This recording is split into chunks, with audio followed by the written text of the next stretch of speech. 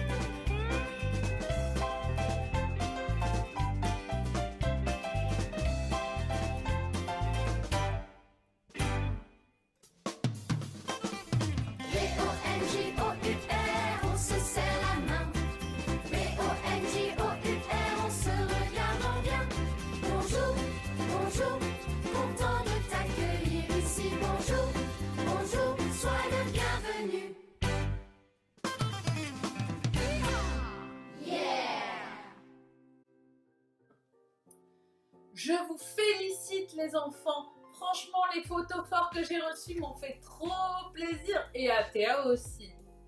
Alors voici les photos fortes et bravo!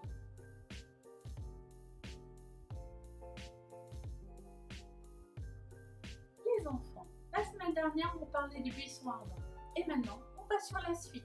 Les Moïse et les 10 plaies d'Égypte. Dieu est un Dieu de miracles qui annonce ce qu'il fait par des hommes, même si ceux-ci bégayent. Moïse et Aaron vont voir Pharaon pour que le peuple soit libéré. Pharaon se demande qui sont ces gens-là. Et Moïse et Aaron disent « Nous venons de la part de l'Éternel, laisse notre peuple pouvoir aller le prier pendant 3 jours pour pouvoir le louer et l'adorer. » Pharaon se considère comme un dieu, donc il croit pas trop à ce dieu-là, le dieu des Israélites. Et donc, il dit « prouvez-moi que c'est un dieu ». Alors ils jettent leur bâton et un grand serpent apparaît. Et là, Pharaon éclate de rire et puis il demande à ses magiciens et ses magiciens jettent aussi les bâtons et les bâtons des magiciens deviennent aussi des serpents. Bon, le serpent de Moïse et d'Aaron avale totalement tous les autres bâtons. Mais, dans un premier temps, Pharaon leur montre qu'il ne croit pas beaucoup. Mais Dieu les avait prévenus qu'il durcirait son corps. Donc, il lui annonce « Libère le peuple d'Israël pour qu'il puisse prier Dieu, sinon il va t'arriver quelques soucis. » Pharaon refuse tout net cette demande. Ce sont que des esclaves. Et donc, la première plaie tombe.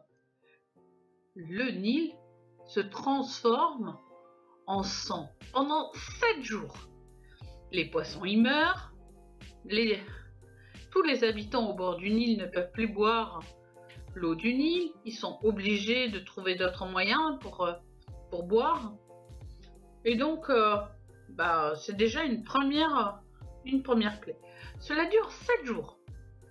Mais, à l'issue des 7 jours, l'eau du Nil redevenant normale, Pharaon considère que c'est quelque chose d'assez classique. Et donc, il refuse que les Israélites puissent aller adorer leur Dieu. Donc, Moïse et Aaron vont revoir le Pharaon et lui disent « Pharaon, laisse laisse le peuple pouvoir aller louer et adorer Dieu. Sinon, tu vas avoir un autre souci. Les grenouilles sortiront du Nil. Aaron éclate de rire. Et une grenouille, 2 grenouilles, 3 grenouilles. Toutes les grenouilles sortent du Nil et agrandissent encore et envahissent les maisons, envahissent un peu partout. Les magiciens prouvent que eux aussi savent faire sortir les grenouilles. Mais seuls Moïse et Aaron peuvent demander à Dieu de refaire disparaître. Pharaon continue à refuser. Alors, Moïse et Aaron vont dire « Puisque tu ne crois pas, il va sortir de terre les moustiques. Et c'est pas un moustique, mais ça va être une nuée de moustiques qui va attaquer totalement toute l'Égypte. Et ils piqueront les Égyptiens.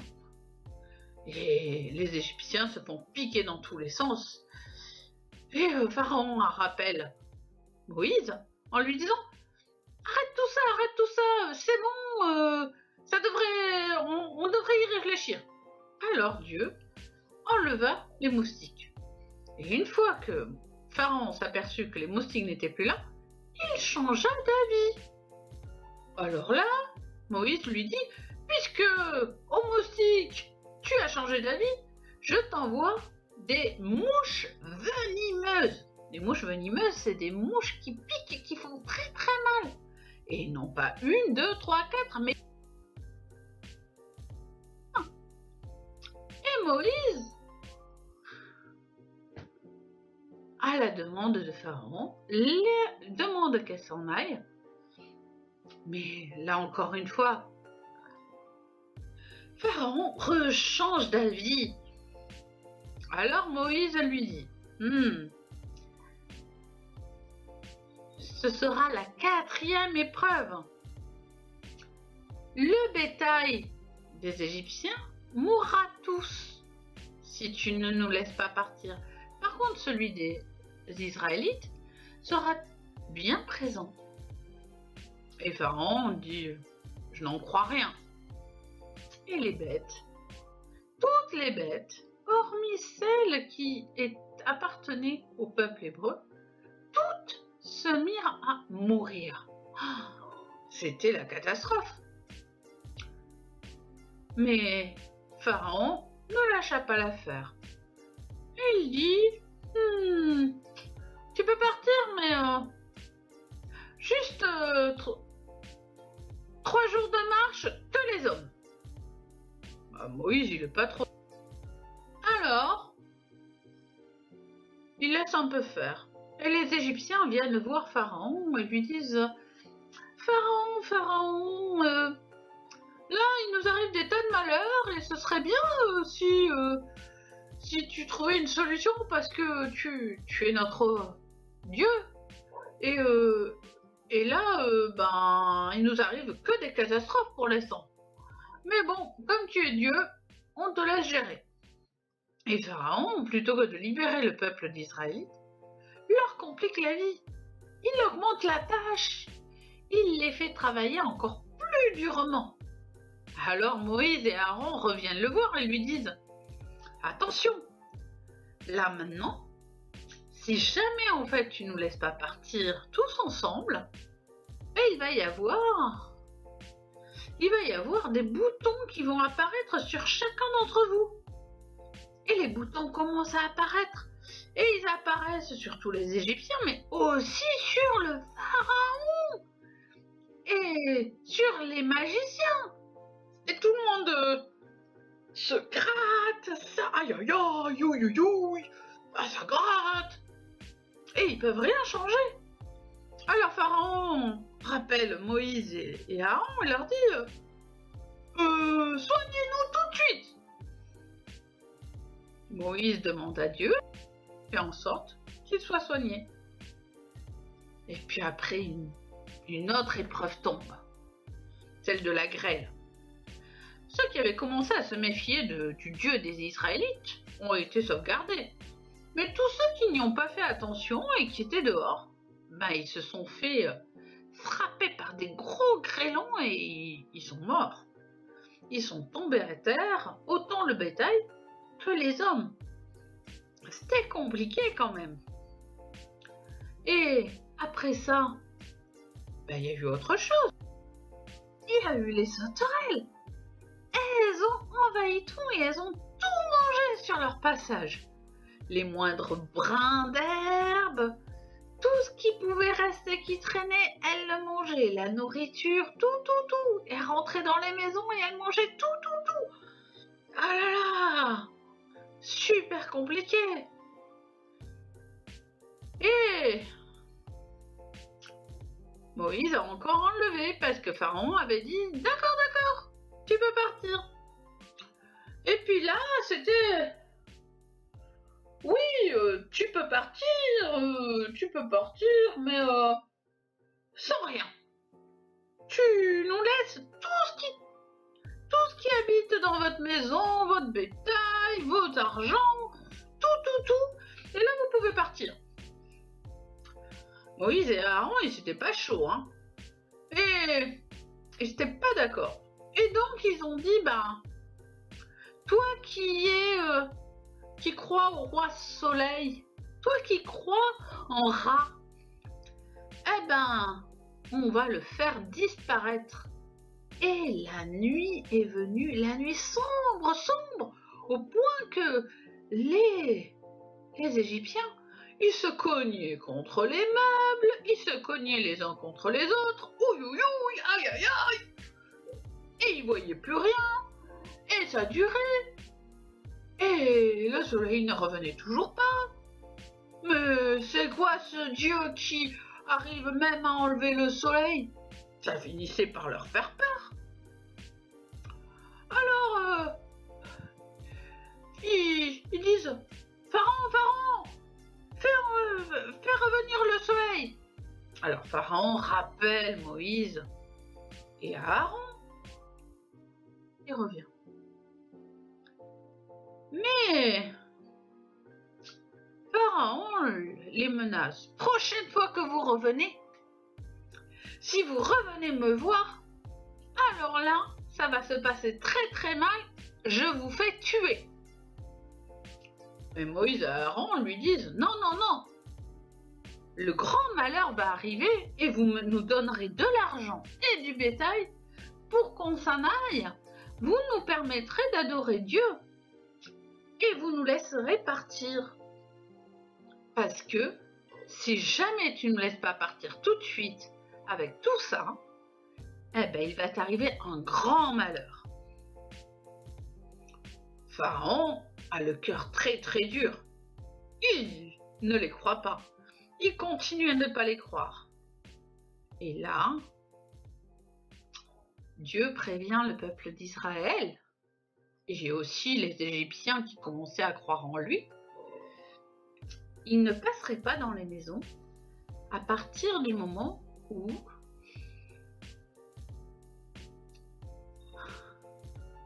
il mettrait du sang de l'agneau tout autour de leur porte.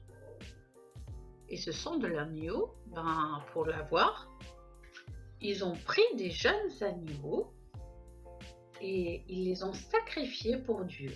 Ils ont prié et puis ils se sont nourris de cette viande et avec le sang, ils ont recouvert leurs portes afin que l'ange des ténèbres, celui qui allait malheureusement prendre la vie des enfants, des Égyptiens, ne passe pas sur leur maison.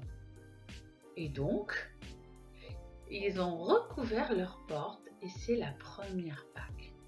Le sang d'un agneau mis en sacrifice pour sauver leur vie. Alors, ils le font et le lendemain, les premiers enfants morts apparaissent. Les Égyptiens sont très malheureux. Même l'enfant de Pharaon est mort. Quelle tristesse! Et là, le peuple égyptien veut que les Israélites s'en aillent. Alors il leur offre des bijoux, il leur offre des animaux, il leur donne tous les moyens pour qu'ils partent. Des grandes étoffes, tout. Partez, partez. Ne restez pas avec nous. Vous nous apportez le malheur. Partez. Alors le peuple israélite, s'en alla pour pouvoir adorer Dieu. Mais dès qu'ils furent un peu partis, Pharaon s'est aperçu qu'il perdait tous ses esclaves et il perdait des gens très obéissants. Alors il a pris ses chars, il a pris toutes ses forces armées et s'est mis à leur poursuite. Et Dieu fait encore un miracle. Il permet l'ouverture de la mer Rouge avec un mur d'eau et à gauche et à droite pour le passage des Israélites. Et par contre, dès qu'arrivèrent le pharaon avec tous ses chars égyptiens, les eaux se refermirent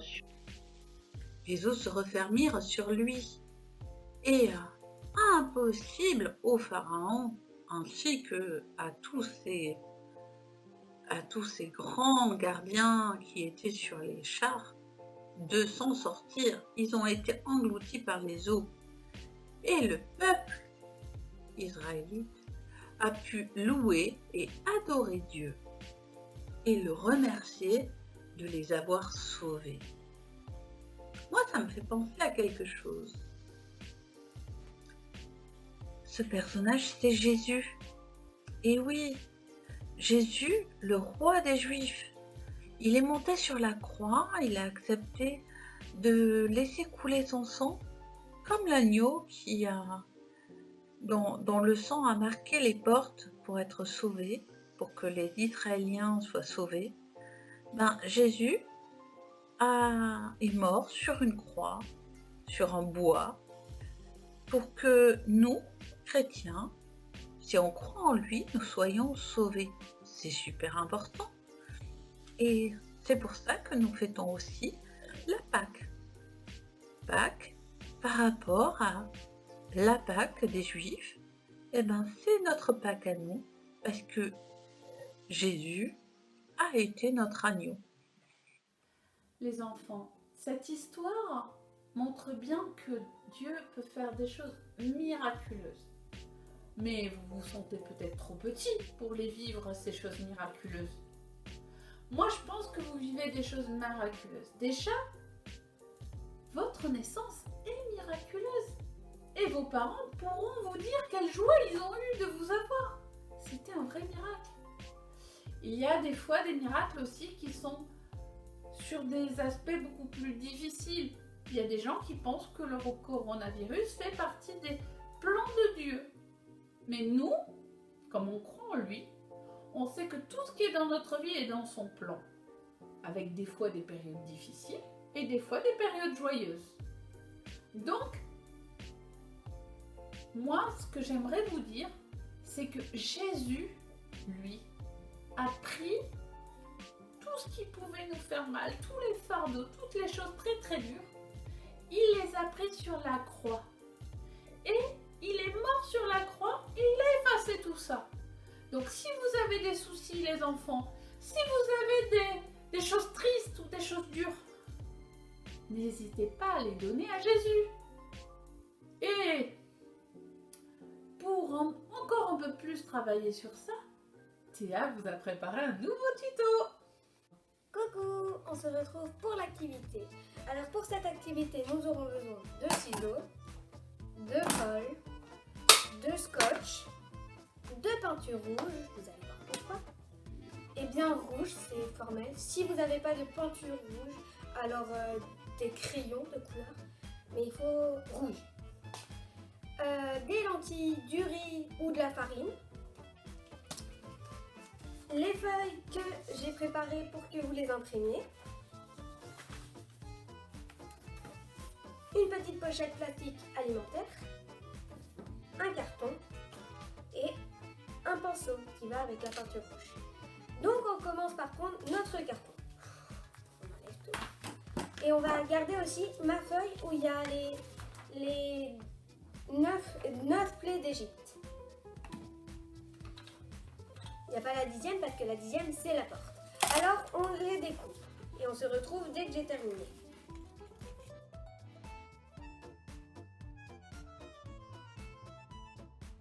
Quand on a terminé, on prend notre colle et on les colle. On les serre assez. Ah non, pardon. Pour que ça soit bien la bonne taille, vous allez découper la porte et voir si c'est bien. Vous ne collez pas la porte, hein, c'est juste pour voir si... Oui, il faut les coller. On peut en coller un là. Bon. Je les place. Théa, tu pourrais découper la porte, l'intérieur de la porte. Et comme ça, tu ouvriras et tu seras sûr que tu les places au bon Mais après, endroit. ça sera difficile au moment de peindre. Ça sera fragile. Voilà.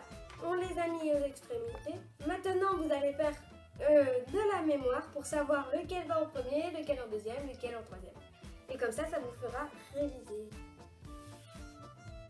Voilà. Alors, le nid.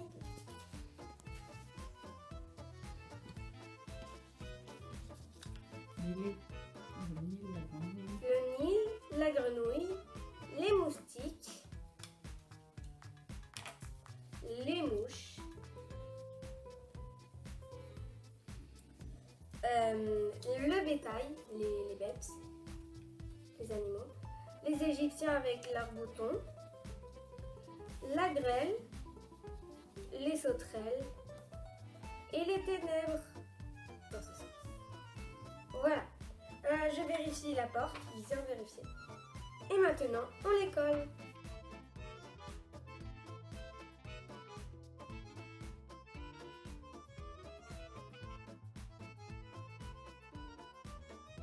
Après avoir terminé de coller, on appuie un peu, on fait des petites tapotes. Et maintenant, normalement, tout est bien collé. Ça ne décolle plus. Donc vous pouvez vérifier en faisant comme ça. Ça bouge pas. Maintenant, nous allons prendre notre sachet, nos lentilles, ou notre riz, ou notre farine, ou voilà. On va mettre les lentilles dans le sachet.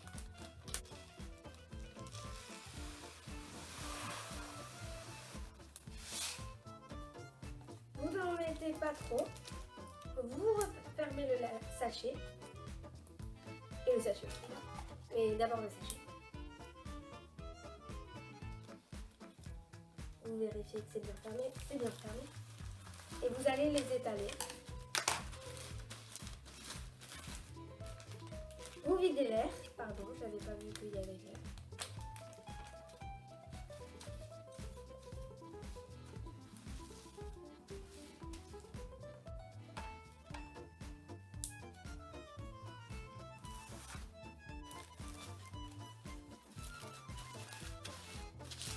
Alors vous étalez un peu. Afin qu'on ne voit plus rien. Il faut aussi scotcher le dessus pour que ça ne sorte pas. Et les petits, si vous avez du mal, n'hésitez pas à demander à vos parents. Voilà.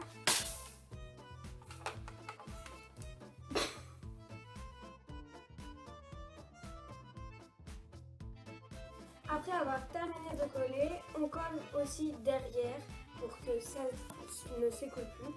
Et on a un peu un truc anti-stress si on veut, ou sinon on peut tout simplement chercher en grattant pour trouver notre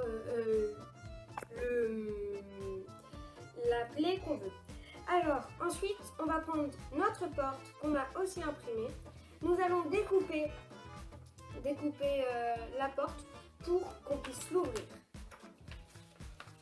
Donc j'ai une petite technique pour couper on plie.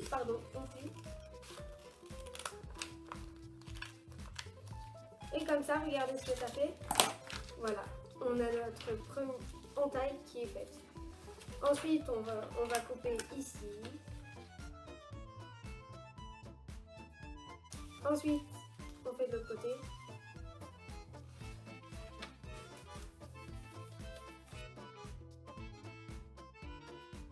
Après qu'on ait découpé notre porte, on regarde que ça marche bien.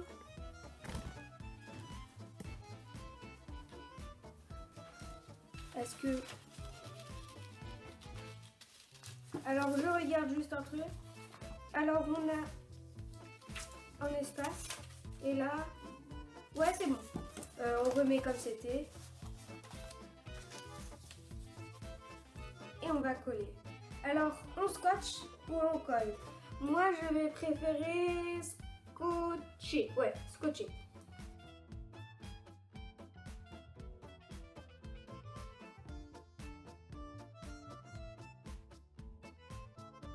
On découpe le petit bout qui reste.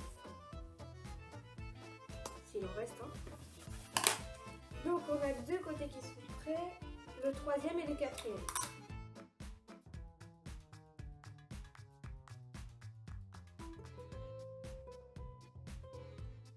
Ensuite, on ouvre notre porte, on remet nos lentilles bien correctement. Voilà, tout est caché. Après, on a toujours notre objet anti-stress. Ou si on a envie de jouer, ben on gratte. Mais n'oublions pas, la porte, qu'est-ce qu'ils ont fait? Ils ont versé le sang de l'agneau. Donc on prend notre peinture rouge. On appuie un peu.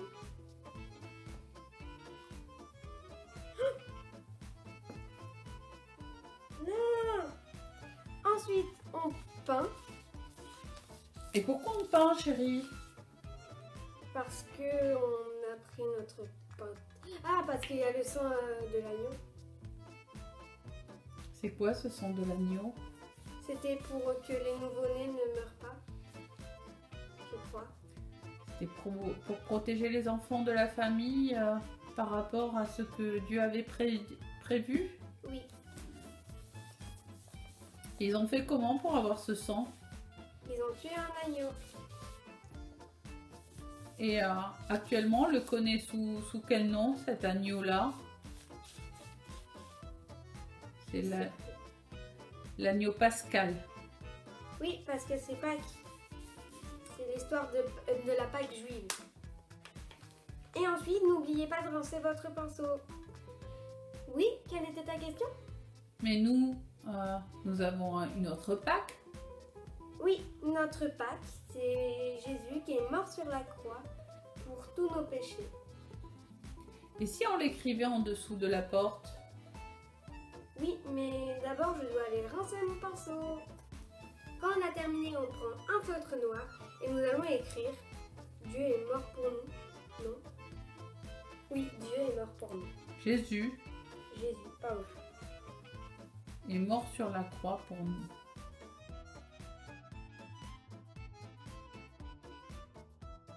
Voilà. Sauvé. Ah, pardon. Après qu'on ait terminé, voilà un peu notre résultat. Donc après on peut s'amuser justement avec nos lentilles ou notre rive. Bon, notre jouet. Et comme ça, dès qu'on aura ce jeu, on saura que Jésus est mort pour nous et aussi les 10 plaies d'Égypte. N'hésitez pas à nous envoyer vos copies, vos jouets. Et on sera très contente de les voir. Et voilà. Salut! Suite à ce tuto, moi j'ai envie de vous dire que j'ai un chant que l'on peut écouter qui est « Laisse mon peuple aller ».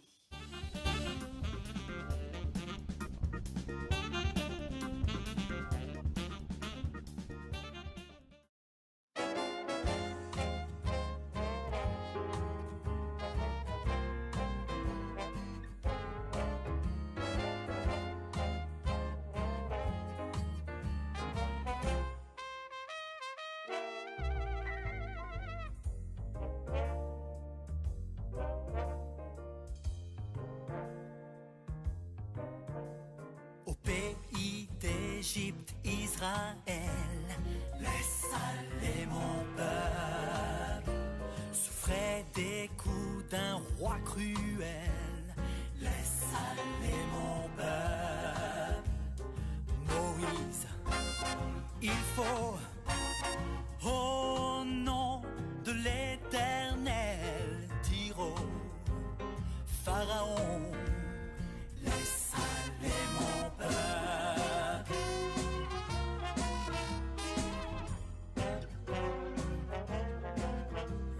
Israël est mon premier-né, laisse aller mon peuple. Si tu demeures obstiné, laisse aller mon peuple. Je vais frapper de mort ton fils aîné. Allons, Pharaon, laisse aller mon peuple.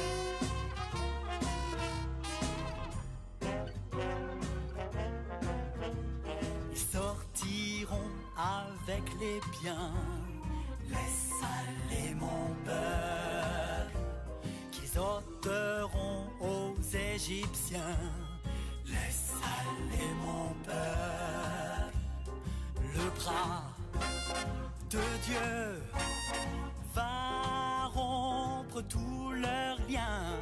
Dis au Pharaon, laisse aller mon peuple. Mal nous étions asservis, laisse aller mon peuple.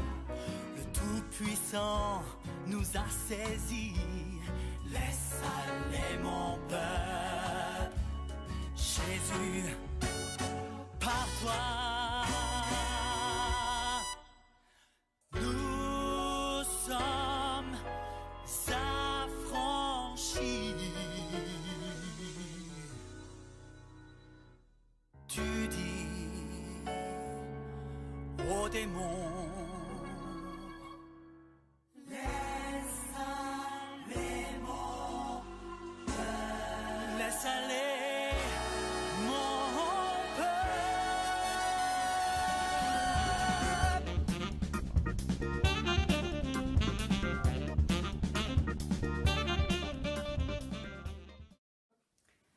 Les enfants, nous allons passer au culte des préados. Mais juste avant, nous allons faire le petit chant habituel. Au revoir les enfants! 1, 2, et 1, 2, 3, 4.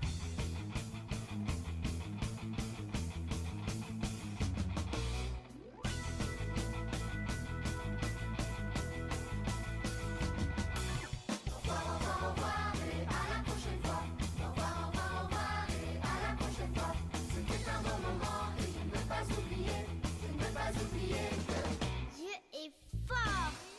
Dieu a fait des petits colibris. Au revoir et à la prochaine fois. Au revoir et à la prochaine fois.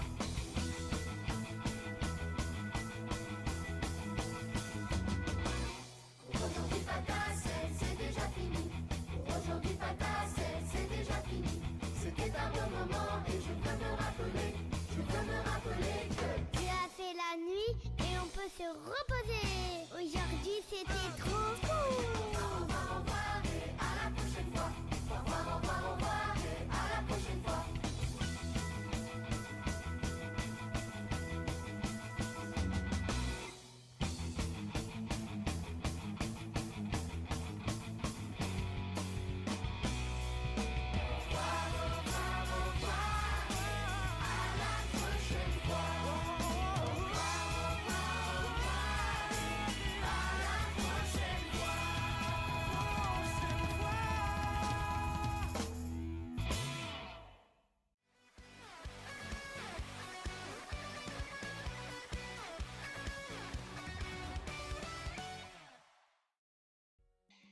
Bonjour les amis et bienvenue sur Audacieux TV.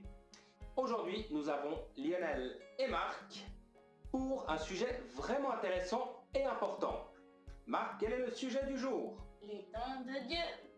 Oui, les dons et les trésors que Dieu a mis en Nous, mais toi. et en et moi. tout le monde, même toi qui nous regardes. Exact. J'en suis convaincu. Est-ce que tu sais que Dieu a mis des trésors en toi, Marc? Oui, je sais. Qu'est-ce qui te passionne?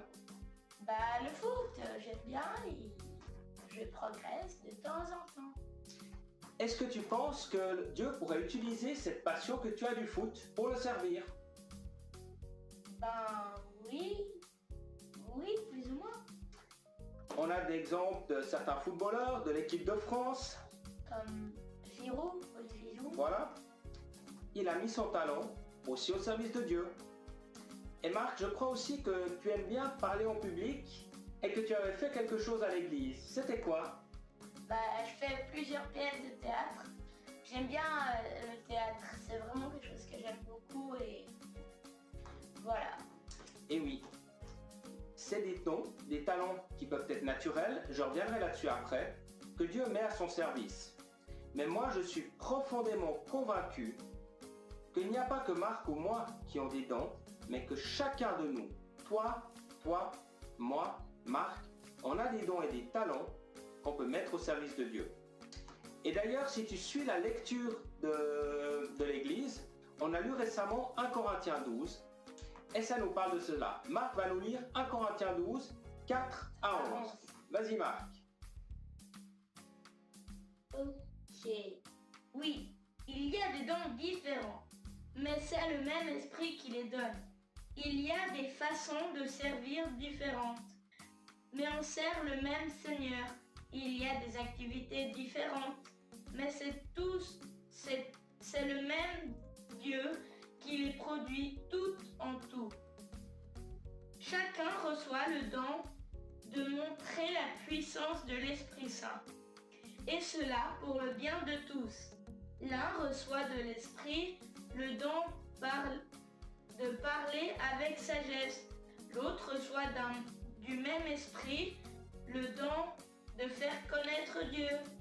Un autre reçoit de ce même Esprit le don d'une foi très solide. Un autre reçoit de cet unique esprit le don de guérir les malades. Un autre peut faire des actions extraordinaires. Un autre peut parler au nom de Dieu. Un autre sait faire la différence entre ce qui vient de l'Esprit Saint et ce qui ne vient pas de lui. Un autre peut parler en des langues inconnues. Un autre peut les traduire. Et voilà, c'était du verset 4 à 11. Et oui, et c'est important. Tu vois, il peut y avoir diversité de dons et de talents, et Dieu les utilise. Personne n'a tous les dons, mais tous on en a un.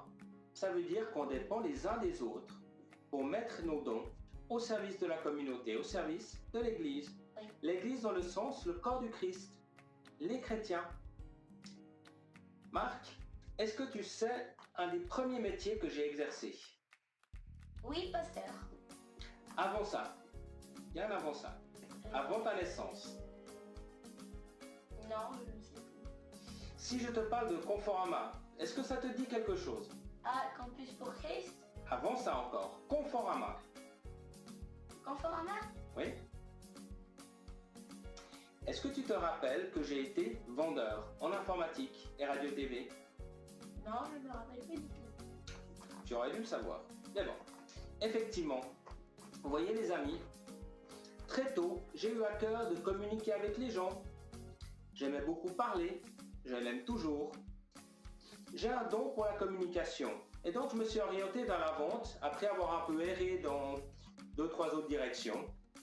Je ne connaissais pas encore du tout Jésus, mais il s'est avéré que j'ai ce don naturel pour communiquer avec les gens. Et donc, j'ai travaillé chez Conforama en Suisse et ça s'est bien passé. J'ai fait ma formation, après j'ai été envoyé comme cadre dans la partie alémanique. Et puis j'ai eu la possibilité, j'ai rencontré Jésus juste avant de partir en Suisse alémanique. Et très tôt, j'ai eu à cœur de le servir.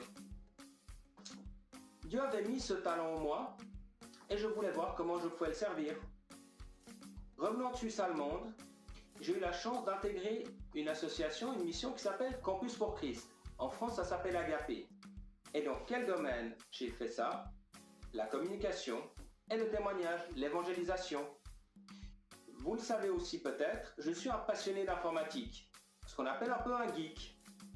Et à Campus, je faisais de l'évangélisation, donc je communiquais la parole de Dieu, je racontais ce que Dieu a fait de merveilleux dans ma vie pour les gens, et je m'occupais aussi des quoi? Des sites Informatique. Internet, exact.